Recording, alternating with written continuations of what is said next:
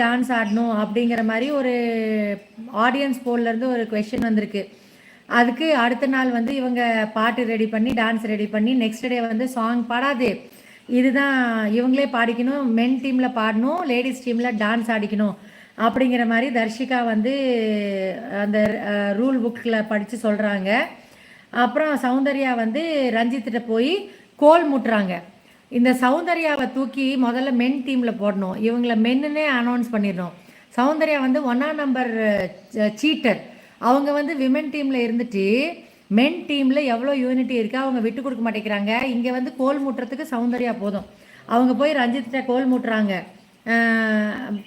போய் என்னென்னு கோல் மூட்டுறாங்கன்னா, சுனிதா நல்ல வேலை நான் போல இந்த கேம் விளாட்றதுக்கு, அந்த பால் வீசுகிற கேம் விளாட்றதுக்கு நான் போய் நான் இதில் வின் பண்ணாமல் இருந்திருந்தா என்னை கழுவி ஊற்றிருப்பாங்க, என்னை ஒரு வழி பண்ணியிருப்பாங்க எங்கள் டீமு.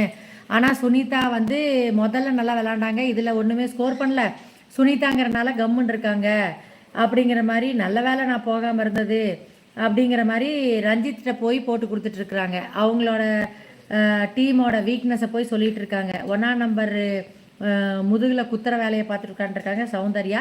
ரஞ்சித்தும் ஆன்ட்டு கண்ணு மூக்குன்னு கேட்டுட்டு உட்காந்துருக்காரு. அப்புறம் பிக் பாஸ் வந்து மென் டீமில் எவ்வளோ கரெக்டாக ஷாப்பிங் பண்ணியிருக்காங்கன்னு சொல்கிறாங்க.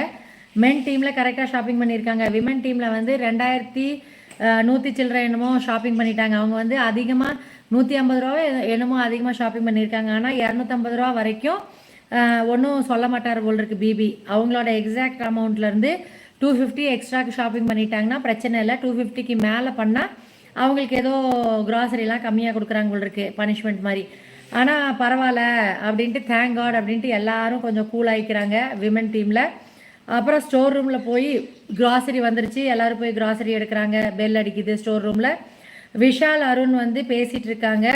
தீபக் வந்து ரொம்ப டாமினேட்டிங்காக இருக்கார், எப்போ பார்த்தாலும் இதை செய்யுங்க அதை செய்யுங்கன்ட்டு பரபரப்பாக சொல்லிகிட்டே இருக்காரு அப்படிங்கிற மாதிரி விஷால் வந்து அருண்கிட்ட சொல்கிறாரு. இதை நம்ம டிஸ்கஸ் பண்ணியே ஆகணும், அவர் ரொம்ப டாமினேட் பண்ணுறாரு அப்படிங்கிற மாதிரி விஷாலும் அருணும் பேசிகிட்டு இருக்காங்க.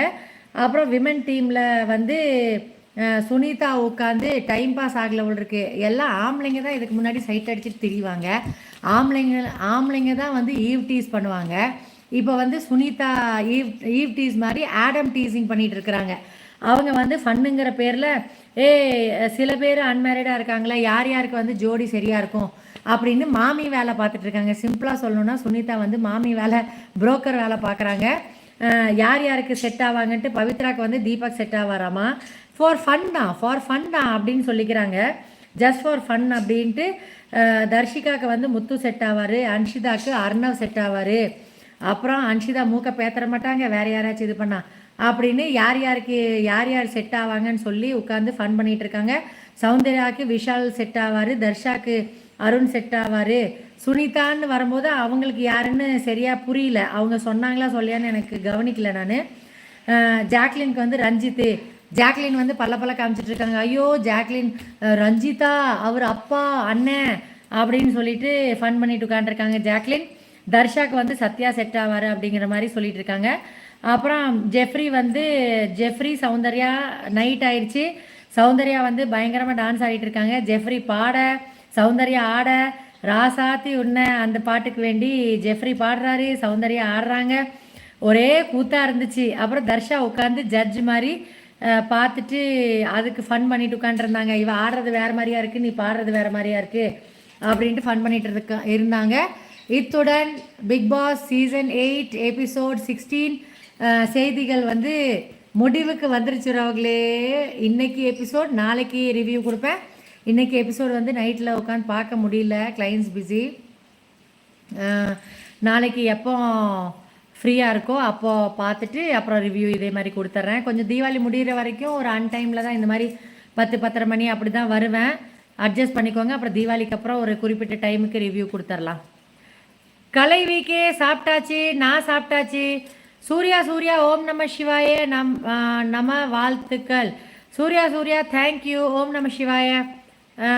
புவனா ஈஸ்வரி ஹாய்மா, எப்படி இருக்கீங்க? ஆமாம் பேசி ரொம்ப நாள் ஆச்சு, நீங்கள் வரவே இல்லை, ஏன் வரல லைவுக்கு?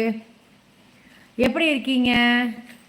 சாப்பிட்டீங்களா? நாங்கள் பர்கர் சிக்கன் விங்ஸ் ஆத்துக்காரர் வெளியே போய் வாங்கிட்டு வந்தார். அப்புறம் நான் வந்து ஸ்வீட் பொட்டேட்டோ மட்டும் பாயில்